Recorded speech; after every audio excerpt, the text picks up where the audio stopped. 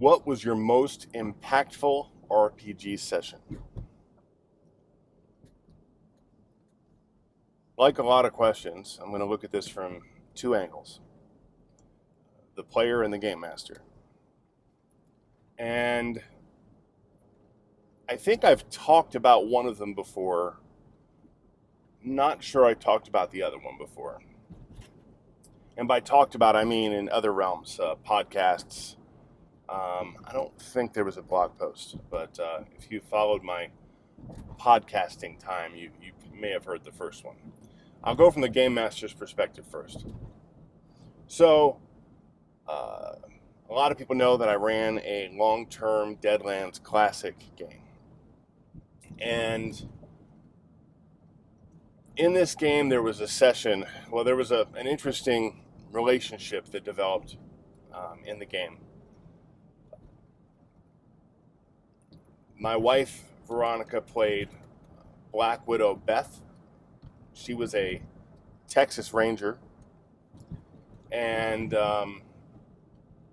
she had a partner named Cal that was killed by somebody. In fact, the murder investigation for his death was the opening of the campaign.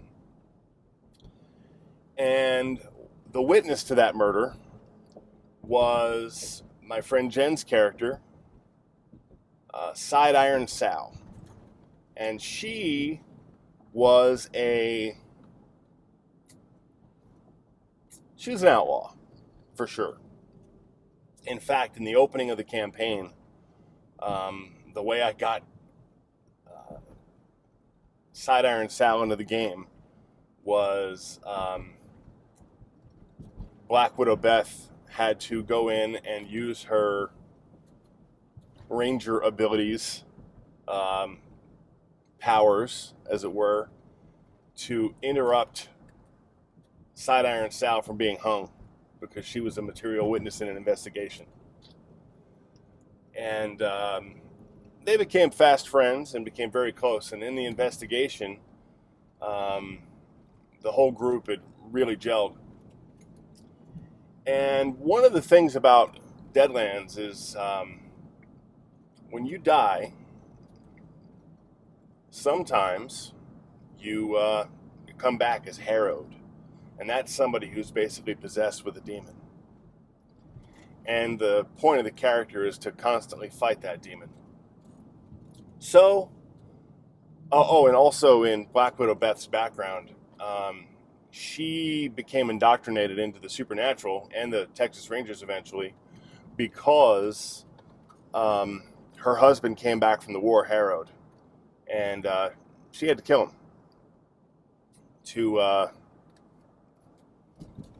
survive herself, or re-kill him, or whatever that is. And so, jumping ahead, in the campaign, I had Cal come back to life as Harrowed. And he showed up, and it's revealed that Black Widow Beth had an affair with Cal. And Side Iron Sal's brother was Cal. And he came back, and they knew there was only one way that he came back. And there was this scene where he actually asked them to kill him permanently. And as we sat at that table, I don't think there was a dry eye at the table when this story was coming to fruition, because we played it out.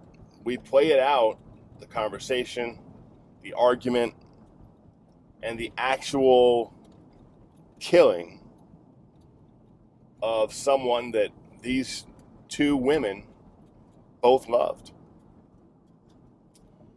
And it was powerful. It was really powerful. Now, the second one as a player is interesting because it's only ever happened with me once. And now that I think about it, it was about another character coming back to life from presumed death. This was in a Supers game that Veronica and I were both players in, and again, Veronica's in the story. All my best role-playing stories, with very few exceptions, tend to have her in it. That's because of how awesome a player she is. But so anyway, in this one, we were playing a Supers game, and I had a character. It was a Savage Worlds game, and I had a character who had a death wish, and he really did want to die. And we got to the point where his death wish became available to him. And one of his things was that he couldn't die. So I decided for the story it was the right time to kill him off as a player. And I played a different character. But when I played the different character, I just wasn't enjoying it as much. So we concocted a way to bring Revenant back to life. And what we decided was he never actually, when he walked off into the sunset, he never actually took the person up on it that was going to let him die. And he went on with his heroing without the rest of the team. He went and did his thing. He fought bad guys and that sort of thing. One of the things about Revenant is that he was not a real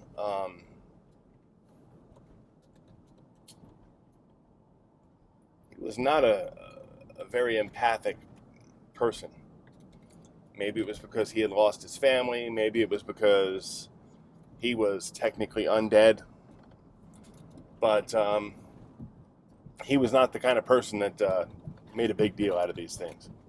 So anyway, they found him, and he semi-rejoined the team. And he just expected things to go back to the way they were. And we had determined that Veronica's character, Ex Machina, was not okay with this. And so we actually hammered out the entire situation via text message on the phone. See, Machina controlled electronics, as you might guess from her name, Ex Machina. And you could text her without her having to have a phone. And she could do the same to you. She could just show up on your phone with a text message. And so she and Revenant had this long conversation via text. And we did it in real life and went back and forth with it. In fact, I found out, I was talking to Veronica about this last night, and she told me that she still has the conversation somewhere. And this is years ago, so she's deliberately saved this thing. So, very cool. And maybe I'll post it at some point. I don't know. But that was a really neat thing because it changed their relationship permanently. They became closer because of the situation. And for the rest of the campaign, their relationship was completely different. So that's it. That's 2 right there. 2 for 1 bonus. And this will be the second longest video that I've made at just under 10 minutes. Anyway, that is it for me. Do good, avoid evil, and play more games.